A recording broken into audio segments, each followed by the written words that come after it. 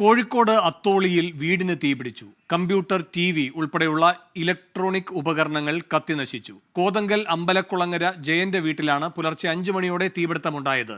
തീപിടുത്തത്തിന്റെ കാരണം വ്യക്തമല്ല. രാഹുൽ സുരേഷ് കോഴിക്കോട് നിന്ന് കൂടുതൽ വിവരങ്ങളുമായി ചേരുന്നു. രാഹുൽ, എന്തൊക്കെയാണ് അറിയാൻ കഴിയുന്ന വിവരങ്ങൾ?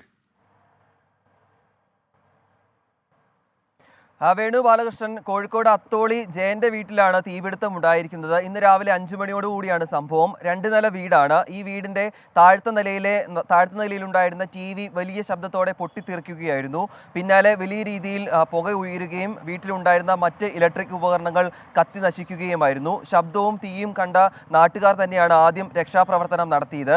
ഈ ആളുകൾക്ക് പൊള്ളലേൽക്കാതെ രക്ഷപ്പെടാൻ സാധിച്ചിട്ടുണ്ട്. പക്ഷേ ഇവർക്ക് ദേഹാസ്വാസ്ഥ്യമുണ്ടായതിനെ തുടർന്ന് ഇപ്പോൾ ആശുപത്രിയിൽ ചികിത്സ തേടിയിട്ടുണ്ട്. ജയനും ഭാര്യയും 2 മക്കളും ഉൾപ്പെടെ 4 പേരായിരുന്നു ആകെ ഈ വീട്ടിലുണ്ടായിരുന്നത്. ഈ സംഭവം നടക്കുന്ന സമയത്ത് ചെറിയ രീതിയിലുള്ള മഴയും ഇടിമിന്നലും ഉണ്ടായിരുന്നു എന്നാണ് പ്രദേശവാസികൾ പറയുന്നത്. ഇടിമിന്നലേറ്റാണോ ഈ തീപിടുത്തം ഉണ്ടായത് എന്ന കാര്യത്തിൽ ഒരു വ്യക്തതയില്ല.